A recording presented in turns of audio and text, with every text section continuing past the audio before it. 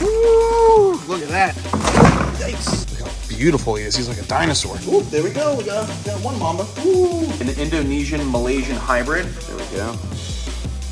They got you. They got you, Ruth. Oh, beautiful HUD, even when it's deep in shed. Woo. Whoa, that was really close.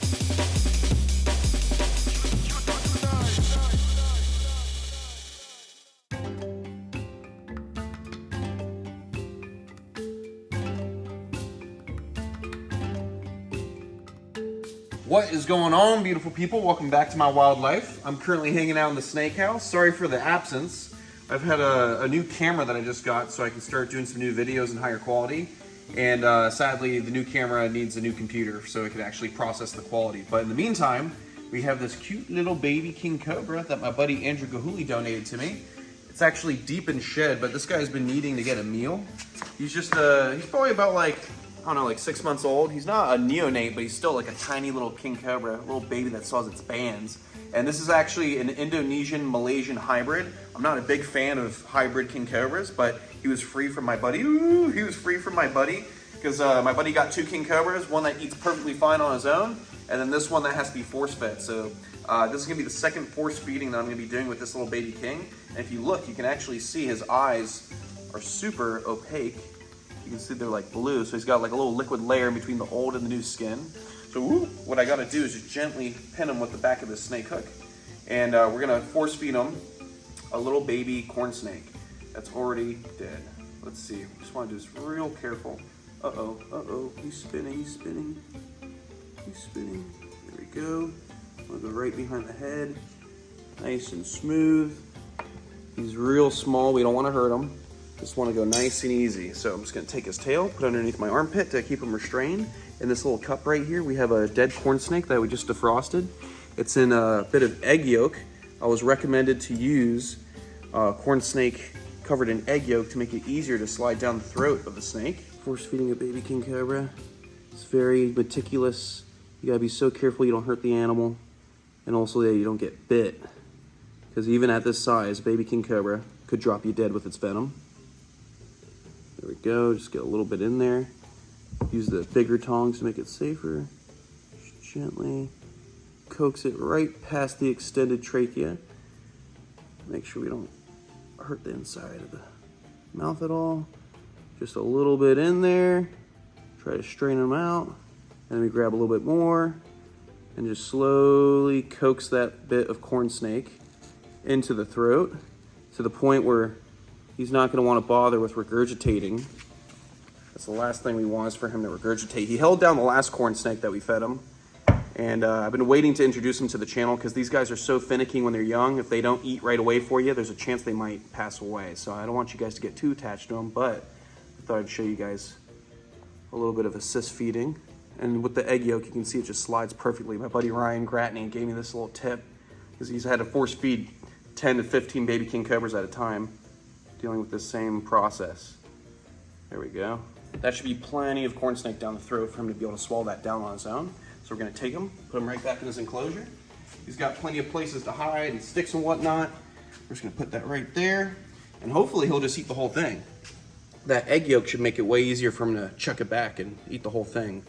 I'm really hoping he doesn't regurgitate that corn snake. We're just gonna take care of a few things. It's getting really cold. It's getting down to like 49 degrees tonight, so we wanna make sure all the reptiles outside are taken care of. I have a bunch of snakes that I was feeding and separating, so I gotta put some snakes back. So I actually have some extra rats that didn't get eaten by one of the anacondas. So we're gonna feed Allison the black mamba. Want some food? Woo, look at that.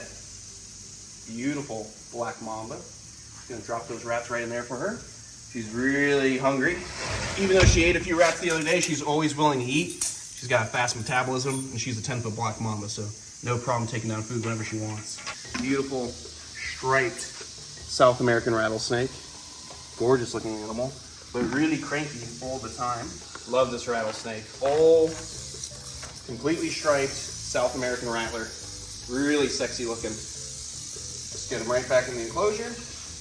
They got nice big meals in them now, so that's good to go. There we go. Put a lock on that, nice and secure. All right, now we gotta get this little Cuban crocodile out. This is Guapo. He's hanging out in the back over here. but he's under all this debris. I gotta find his face. Oh man, where the heck is your face, dude?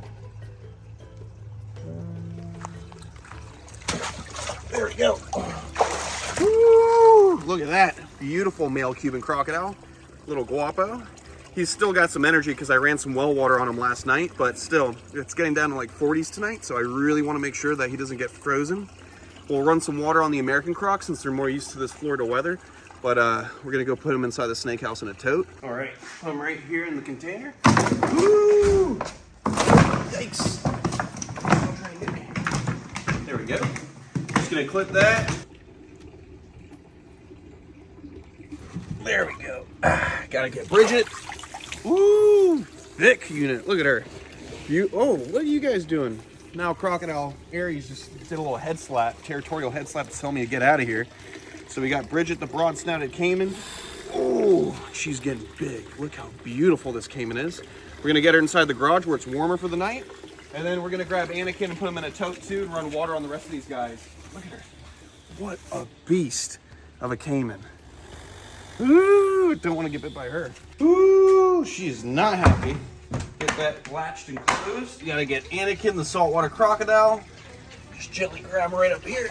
Ooh, look at that sweet boy. He's got some food in his belly from a day ago, so I gotta make sure I put him in the snake house to keep him warm or he'll get food poisoning. If a crocodile like this eats food and then gets too cold, the food will just sit in his belly and rot and he can't digest it and he could potentially die from food poisoning, so we don't want that. Look how beautiful that tail is. That is a sexy looking crocodile. Right here, old Anakin, the saltwater crocodile. He is a beast of a croc. One day he's gonna be the biggest reptile in the collection. And we can't forget Blue, the smooth front caiman. We gotta bring him in too. Look how beautiful he is. He's like a dinosaur. What's going on? He just like... This is how like he received me. He just like upchucks some cut on you. They're just trying to steal my smoothie. Oh, don't bite her now. Don't bite her. They got you. Dude, they... Oh. Get her. I only brought one more shirt.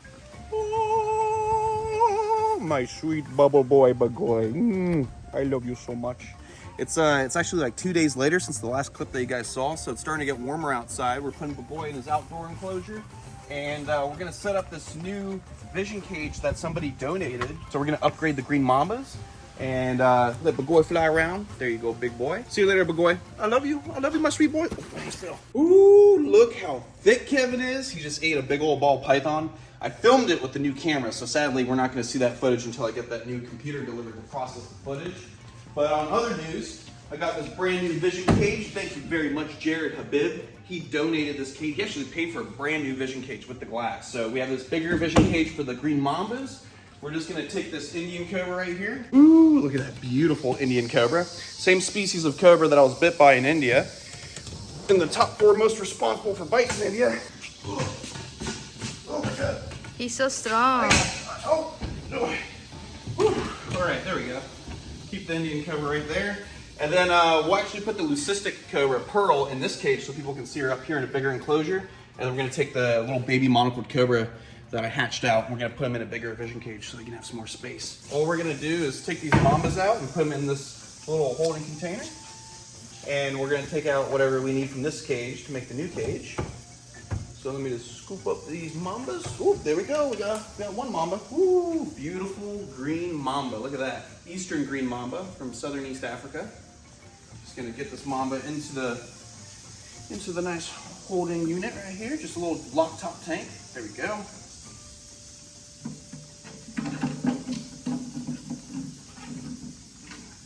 There we go. We got one right there. Now we just gotta get this other one. There we go. Green mamba. Just gotta get them into this container right here. Nice and easy. Nice and easy. Get that tail right there. There we go, that doesn't look bad. All right, so we got the enclosure nice and ready. We got labels, we got photo identification, water dish, everything we need for these green mambas. And now we can let these guys go to their new home. Like I said, big shout out to Jared Habib. He came through and just donated a brand new vision cage. Really appreciate it, because these cages are not cheap at all. So look, they look great in here. And I just have a simple plant light so that those plants will be fine. There's a little bit of lighting in here. The reason I don't have lights on most of my stuff is one, it's a temperature controlled room, so I don't need heat lamps on everything. But two, I thought I was gonna get custom cages multiple times throughout the last 2 years, and I would have lights built into the new cages. That's why I didn't invest in lights for every vision cage. But because I have so much stuff to build out at this facility, I think I'm just gonna end up getting a bunch of plant lights and UVB and just sticking on all the vision cages so it looks better for the tours and for filming. There we go, nice and secure, photo identification, new green mamba enclosure. Now, I have to get this other enclosure ready that the mambas were just in for Pearl, the lucistic monocled cobra. Get her out of this cage that she's outgrown. Come with me. Look over here. Come on. You're so cranky. Little tickle. Tickle, tickle. Whoa! That was really close. All right, right here into the holding receptacle. Nice and easy, Pearl. She's a really cranky snake. A nice gift.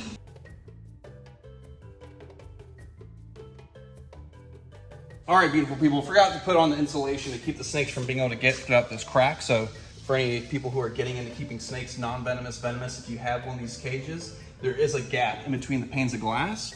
And it's always good to get this insulation from Home Depot. It has an adhesive side, you stick it to the glass, and it keeps the snake from escaping. Over here, we got the enclosure, just set up real simple, a hide, some sticks, a water dish, all for Pearl, the lucistic monocled cobra. So now she has more space to crawl around. There we go. Beautiful lucistic monocled cobra. Ooh, really cranky snake, but she's beautiful. I think she's actually going through shed again. She's gone through shed like 6 or 7 times since she's been here. She's grown like crazy. What are you doing? You're so cranky. She really flew out of the cage when we took her out. There we go. Now this beautiful snake's on display, ready to go. We hear you, Pepe. Put a lock on that, nice and secure. I don't have to worry about the panes of glass with her because she's real thick.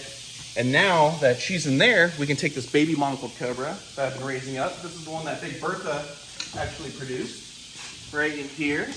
She's such a little cutie, or he's such a little cutie. Look at this. Beautiful het for albino monocled cobra. And this guy's going through shed right now, but you can see this snake is gorgeous. Let me get the hood up a little bit so you guys can see that hood.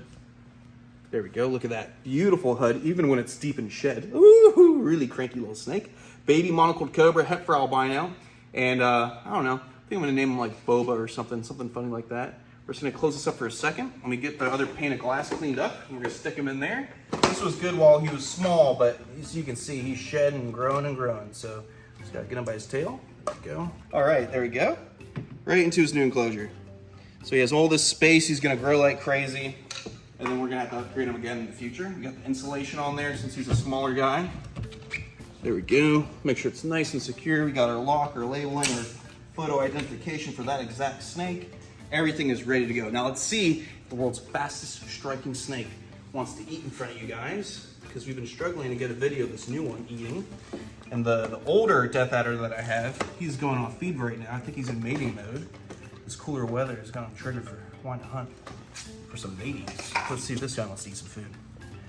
You hungry? Oh, there you go. The world's fastest striking snake from Australia and Papua New Guinea, the death adder, and the top 8 most venomous in the world. Look how beautiful that pattern is. There's a bunch of different species of death adder, but this is definitely one of my favorites with the bands. All right, let me close this. There we go. He's gonna go back into the baby holding enclosure. We'll use this little enclosure for something else in the future. Good news, it's been a couple days since we fed the baby king cobra, kept that whole corn snake down in the belly. It looks like he's still going through the shedding process, so we'll leave that king cobra alone. And now, I gotta go put all my crocodilians back where they belong that I had to bring in from the cold. Oh, sorry, Anakin.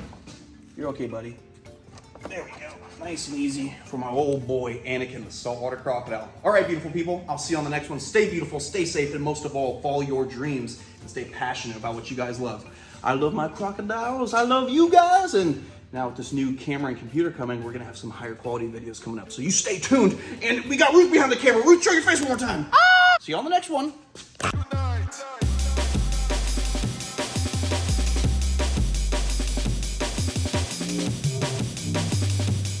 Love you, my sweet boy. Oh, I just fell.